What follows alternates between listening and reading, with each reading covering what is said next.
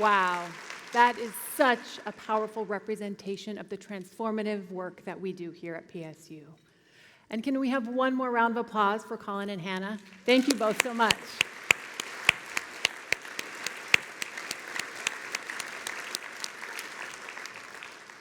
Good evening. My name is Annie Lindgren, and I am the director of PSU's Center for Life in Extreme Environments, where we study the amazing diversity of life that thrives in some of the harshest environments on Earth, from the deep oceans to boiling lakes to the freezing waters and lands of Antarctica.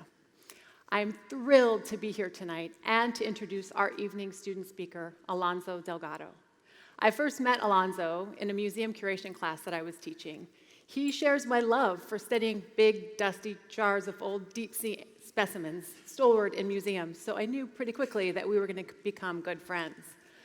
Over the past several years, I've had the pleasure of watching Alonso grow from a bright student and natural leader into an extremely talented researcher, collaborator, and mentor to fellow students. One of the hardest parts of my job as a professor is saying goodbye to our students, but as I watch him prepare to leave PSU and to embark on graduate school, I am so excited to see what Alonso will do next. Please help me welcome to the stage, Alonso Delgado.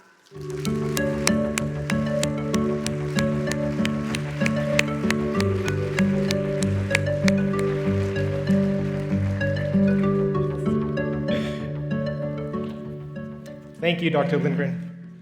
It is an honor to be here a night when Colin O'Brady is speaking. I can definitely relate to a desire to explore new places, to push yourself. I, too, want to see what hasn't been seen and be the first to see it. And there's a pretty good chance I'll get my wish. In the field of marine biology, there's so many firsts. Every time a research vessel goes out to sea, they identify species no one has ever seen before, like this one.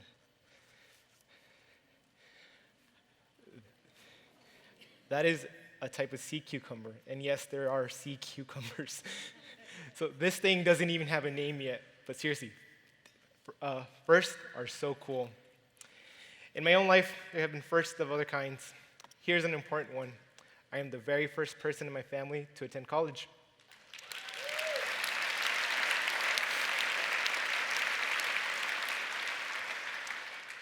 Let me tell you about my path to Portland State. I grew up in Van Nuys, California, a neighborhood where graduating from high school was considered an academic success, where avoiding joining a gang or ending up in prison was considered a success. The value of education was not well understood in my community. Schools weren't great. No one expected them to be. The science and math training in my high school was practically non-existent. Don't get me wrong, I had teachers who tried, and there was definitely good, hardworking people around me, but they were focused on day-to-day survival. They expected me to stay close to home, not to set off chasing my dreams. Dreams they didn't understand. But one day, I did set off. I saved up enough money from my after-school job to buy a car. It was a black 1991 Jeep Cherokee that got roughly 8 miles to the gallon. I got in that car, and I took off very slowly for a completely different future. A future that began at Pierce Community College, where I studied aviation maintenance. A future in which I was recruited to become a jet fighter inspector, a career with incredible earning potential. A future, as it turned out, I wanted nothing to do with.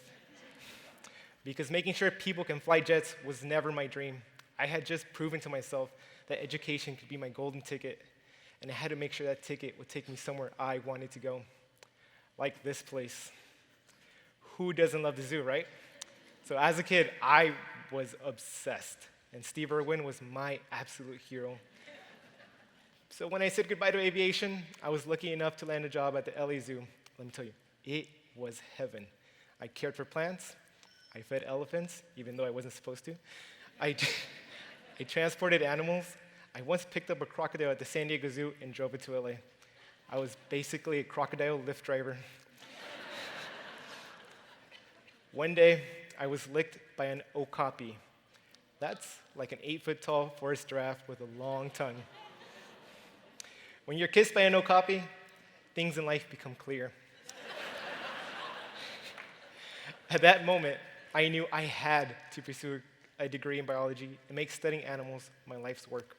So that fall, I became the first person in my family to leave Los Angeles and attend a four-year university. I traveled 900 miles north to Portland State. I am here to study something less affectionate than okapis, better behaved than crocodiles. I am here to study these things. These are ctenophores. And the first time I saw them, I thought they looked like floating hearts, and I fell in love. Ctenophores are completely unique. There's nothing like them in the entire world. They use little rows of cilia to propel themselves forward, and when you shine a light on them, they reflect a whole rainbow. They can live anywhere in the water column, from the surface to the deepest, darkest parts. In water, without light, without oxygen. This is extreme, people. Extreme. And I'm studying these creatures to understand how they can persist and survive in such inhospitable environments. How have they evolved over time? Will they help us understand our past? Will they help us face our climate future? These are the questions that speak to me. These are the questions that matter a lot, because we all need to figure out how to survive and thrive. And let me tell you, when you're in a different city, far from home, learning how to survive is the challenge. It is the challenge. Luckily, I found everything I needed at Portland State. During my first 2 terms, I worked full-time and was the only person of color in my classes. I was doing okay academically, but I felt exhausted and out of place. I then met Dr. Susan Estes, director of the fantastic program at Portland State, the Lewis Stokes Alliance for Minority Participation. And that support was a game changer. Because, as it turns out, you can't do science alone. The real breakthroughs happen when teams work together, when they build on each other's insights. And you need mentors to guide you, to listen to your crazy ideas, to help clear obstacles that get in your way. You met my mentors a few minutes ago. Dr. Annie Lindgren is a rock star scientist, you guys. She is one of the world's leading experts on squids. We totally nerd out together, and whenever I have a question or a new hypothesis, she wants to hear all about it. Last summer, she made sure I applied to an internship studying genomics at the Ohio State University. That experience, alongside everything I've learned at PSU, set me up for my next impossible first. After graduation, I intend to pursue a PhD and become an evolutionary marine biologist. I don't know, well,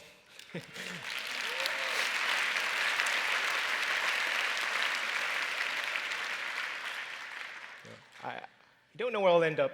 I'm considering Yale, which I hear is a good school. If I go there, I can't imagine I'll find anyone more important to my career than Dr. Annie Lindgren. She believed in me before I believed in myself. And at the end of the day, she's a kind of aviation mechanic I actually want to be like, the kind who gives flight to dreams.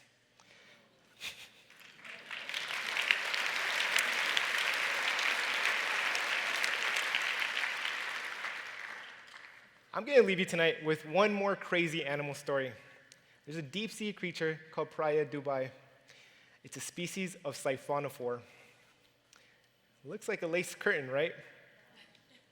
Get this, it's actually the longest animal in the world, about 160 feet long, almost as long as a sequoia tree is tall. The siphonophore appears to be one animal, but it's actually a colony of tiny organisms called zooids. By themselves, they'd be toast, but together, they thrive. They are far greater than the sum of their parts. Tonight, I'm feeling like everyone in this room, we are a siphonophore. And when we come together, we can do anything. We can support faculty like Dr. Lindgren. We can promote amazing PSU programs to help students succeed. We can help fund scholarships and fellowships that transform lives. We can answer the questions of our time. And we can help every student at PSU find their impossible first.